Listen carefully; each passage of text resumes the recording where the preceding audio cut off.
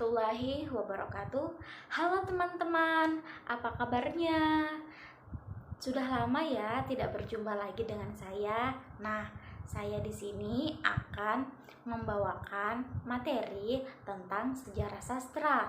Nah, sebelum memasuki materi yang akan saya bawakan, saya akan menjelaskan poin-poin pentingnya saja. Yang pertama yang akan saya bahas yaitu ada pengertian sejarah sastra, yang kedua yaitu ada manfaat sejarah sastra, dan yang terakhir ada kaitan sejarah sastra dengan ilmu yang lain. Sebelum teman-teman menonton video saya, jangan lupa ditekan tombol like, komen, dan subscribe ya. Ditunggu di next video. Dadah!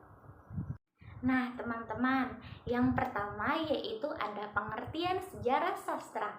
Sejarah sastra merupakan karya sastra yang mengandung unsur sejarah. Sejarah sastra dapat pula disebut dengan historiografi tradisional, yaitu penulisan sejarah menurut pandangan atau kepercayaan masyarakat setempat secara turun-temurun. Nah, teman-teman, sejarah sastra membahas perkembangan sastra dari zaman dahulu hingga sekarang, pengaruh-pengaruh yang ada di dalamnya, karya sastra, sejarah, suatu peristiwa sejarah yang diolah dicampurkan dengan unsur imajinasi, fantasi, atau yang dalam sastra lama terungkap berupa dongeng, legenda, ataupun mitos. Sebagian masyarakat awam berpandangan bahwa karya sastra sejarah ini sebagai karya sejarah.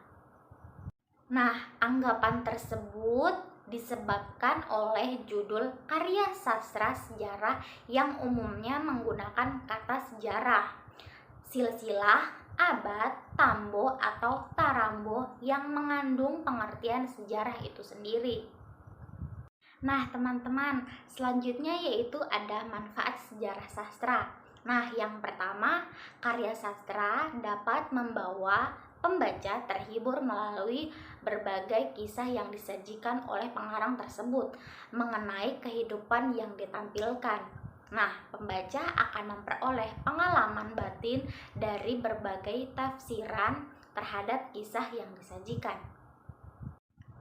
Nah, selanjutnya yaitu ada karya sastra dapat memperkaya jiwa atau emosi pembacanya melalui pengalaman hidup tokoh dalam karya.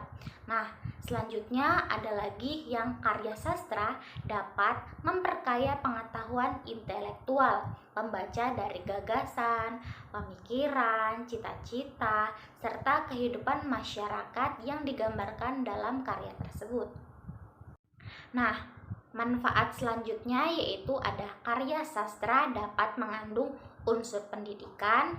Di dalam karya sastra terdapat nilai-nilai tradisi yang seperti kita ketahui sekarang, yaitu tradisi budaya bangsa dari generasi ke generasi.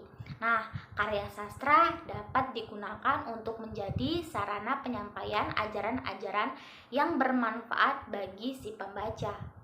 Nah, poin selanjutnya yaitu ada kaitan sejarah sastra dengan ilmu lainnya.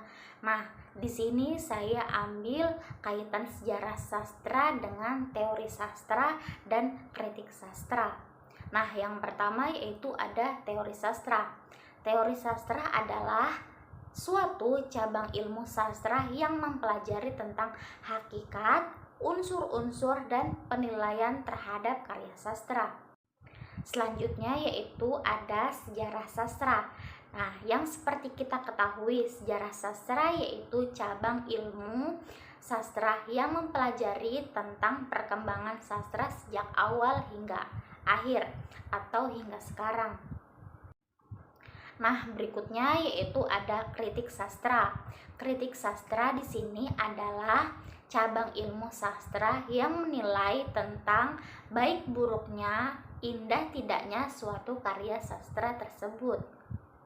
Nah, di sini saya akan menjelaskan apa hubungannya atau kaitannya teori sastra, sejarah sastra, dan kritik sastra. Dalam konsep ketiga, aspek tersebut sangat erat kaitannya khususnya dalam mempelajari sejarah sastra.